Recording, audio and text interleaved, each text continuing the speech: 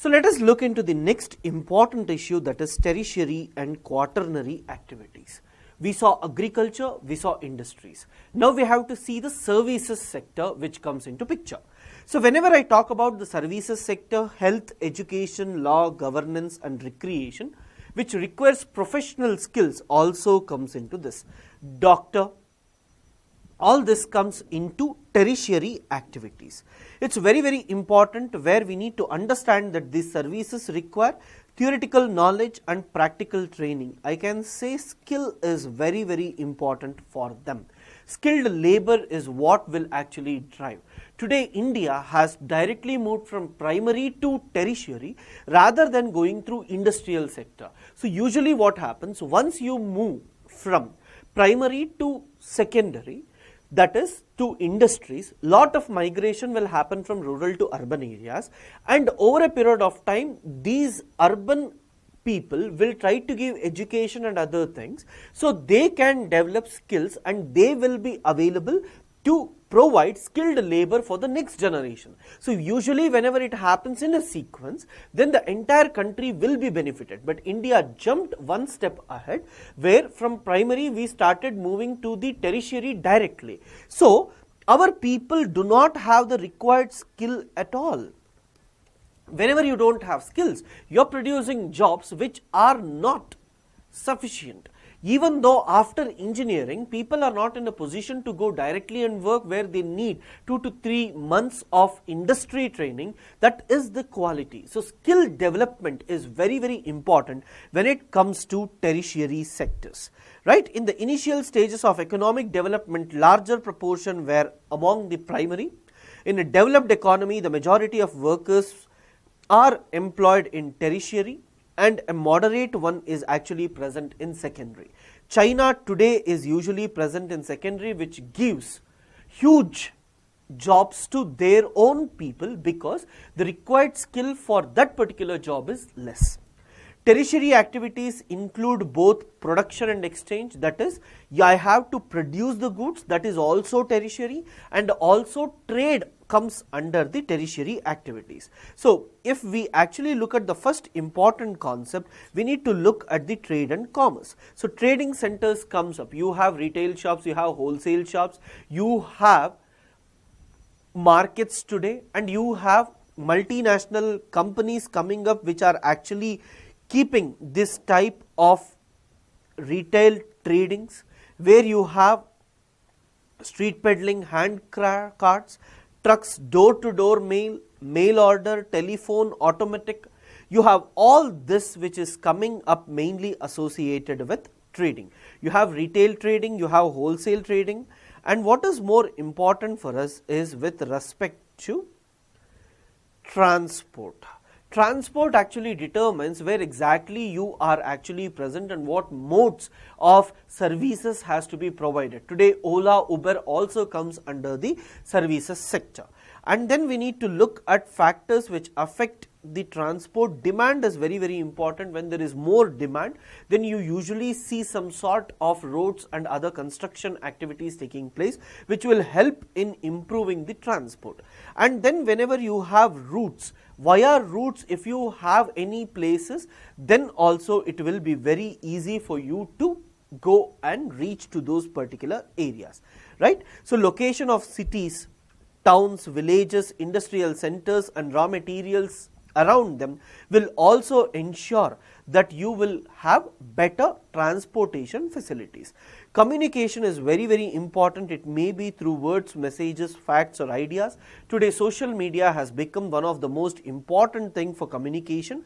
Telecommunication, which was mass media type, which was earlier, is replaced by the social media today, and services provided through that is also part of the tertiary sector.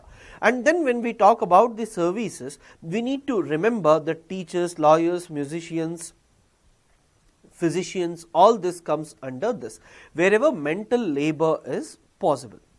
And then I want you to locate this particular thing. Usually when you look at any particular place, there will be central business district. In every city there will be one area where business takes place and housing and other patterns comes around that. We call this to be central business districts, and around this the services sectors also comes up easily, right? In Mumbai, the Dabbawala is also considered to be the tertiary sector people. And some example which is given in the book is with respect to tourism. So people, whoever is there, right from rickshawalas, bus facilities, hotel rooms, food, all these are part of the tourism, and they are providing service near to that. Tourist regions, different regions are there for different reasons. No need to read this specifically. And then when we talk about the factors affecting tourism, demand actually matters, and availability of transport and other facilities, Swachh Bharat Abhiyan and other things taken up by the government will be beneficial. And then we need to look at tourist attractions. Climate plays a very important role, landscape plays a very important role, history, art and culture, temples form an important thing, culture and economy is also important, right? So medical visas and medical tourism is also growing, especially in cities like Bangalore and all, where overseas patients are coming. You might have heard Sushma Swaraj was actually talking about providing health visas to Pakistan, and it has become one of the most important thing. And then you come to quaternary activities. Services, when we say all sort of services which are not associated with industries, is actually under tertiary. But when it comes to quaternary activities, what we try to say is usually people who are in the process of R&D, research and development, usually comes under this, who produce data, who collect data and who analyze the data. All these people comes under the quaternary sectors. And then at last you have something called as quinary activities. So here quinary means decision makers. In a company, board of directors, managers are actually part of quinary activities. So usually today, with there is interlinking, computerization, telecommunication working very well, we are looking at an era where outsourcing is the most common thing. Whenever we look at production, outsourcing is taking place to China, but whenever we are talking about software jobs or technical jobs, BPOs and all, we are actually looking at India, right? Outsourcing means whichever work. Now for example, industry will be there in one country, the accounts will be looked after in another country, services will be provided from another country. This is what we say multinational companies. The company doesn't work from one place, it will be working at multiple places as well.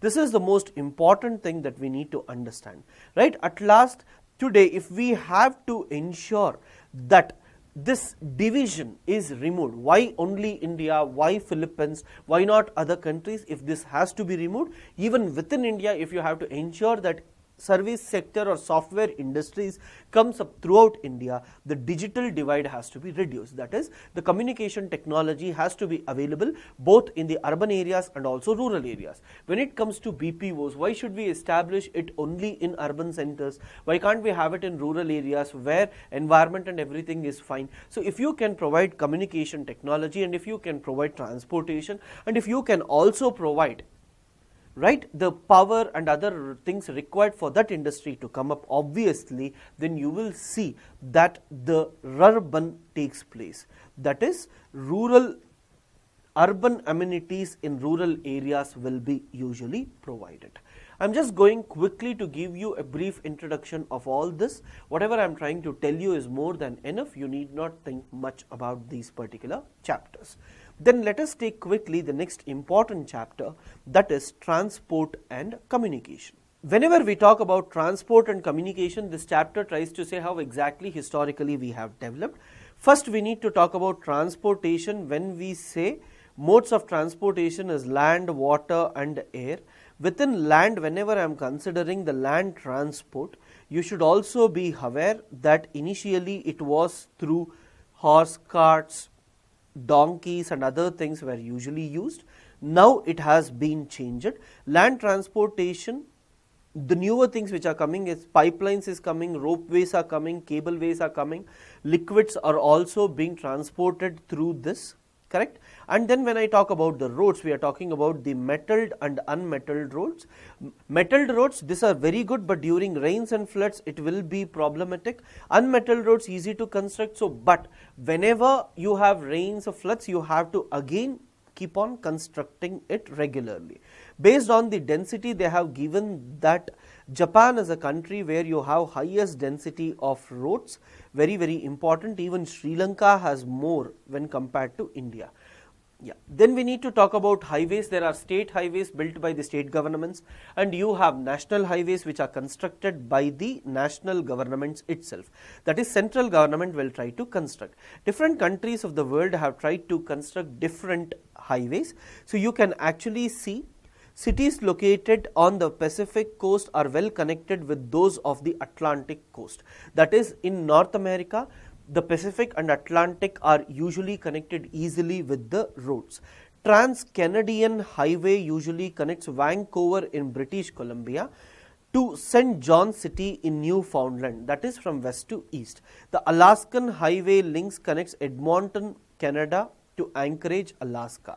So these are some of the examples that are usually required. And then you also have to talk about the highways in Russia, where from Moscow to Vladivostok highways is usually present, and then China also has, and China is constructing one belt one road which it is trying to connect from China to Europe.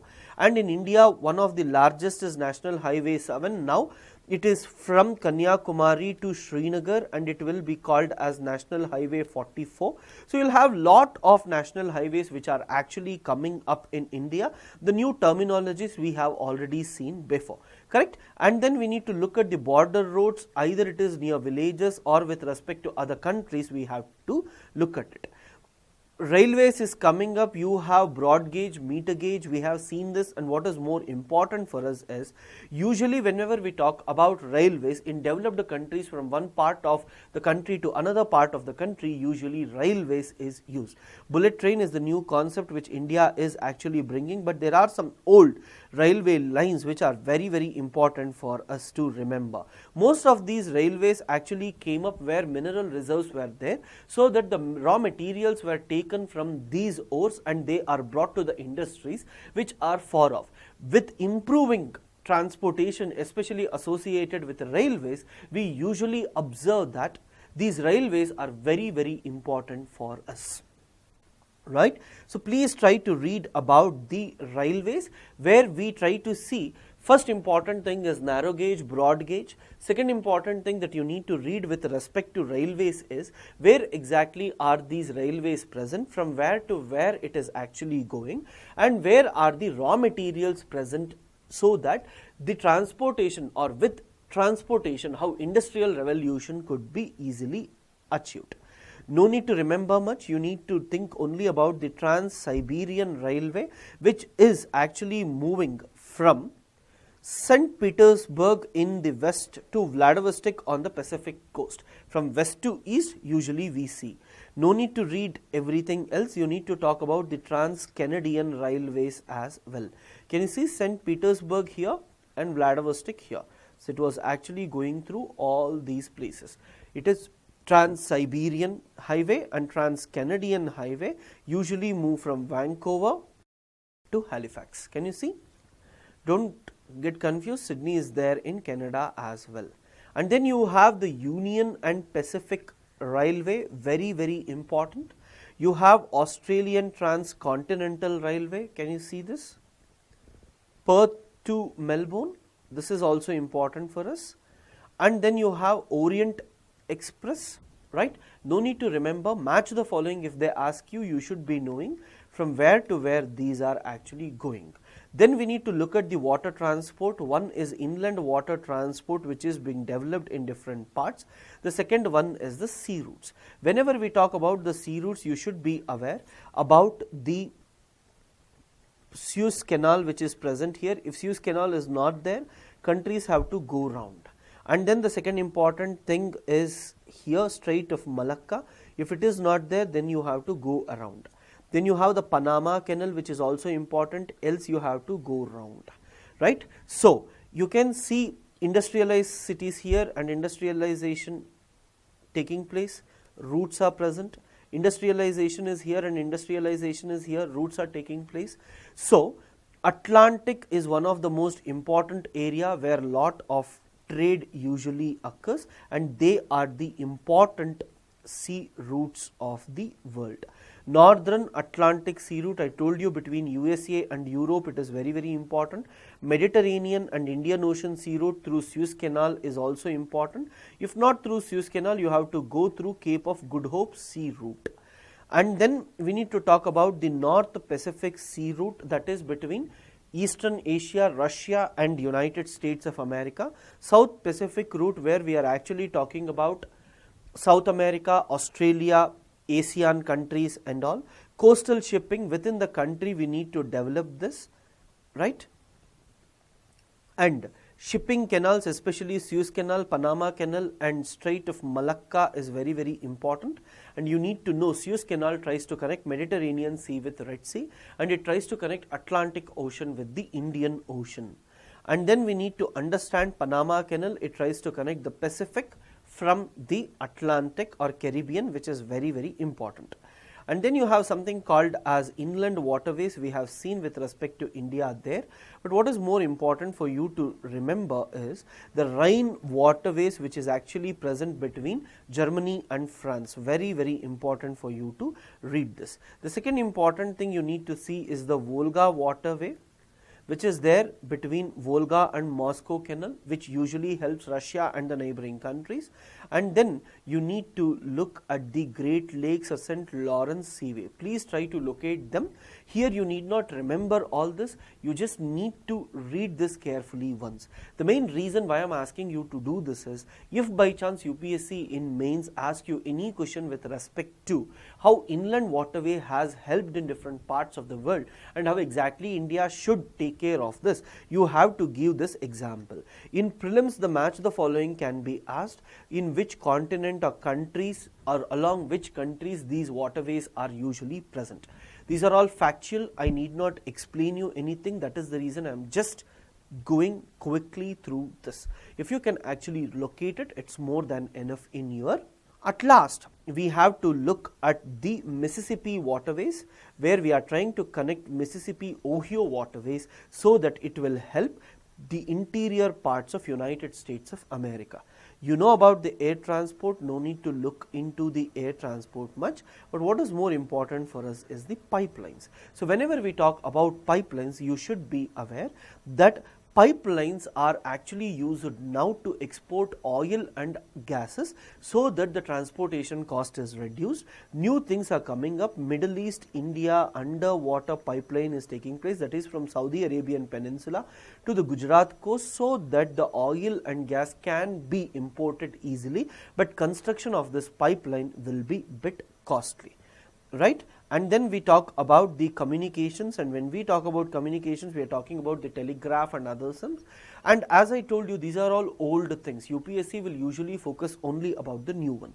In this chapter, what all you need to remember: the roadways. When I say about the roadways, you have to talk about the Trans-Siberian and others. You have to see railways and examples of that in different continents, inland waterways and examples in different continents, and at last you have to just see what we usually say, the Suez Canal, and you also have to consider the Panama Canal.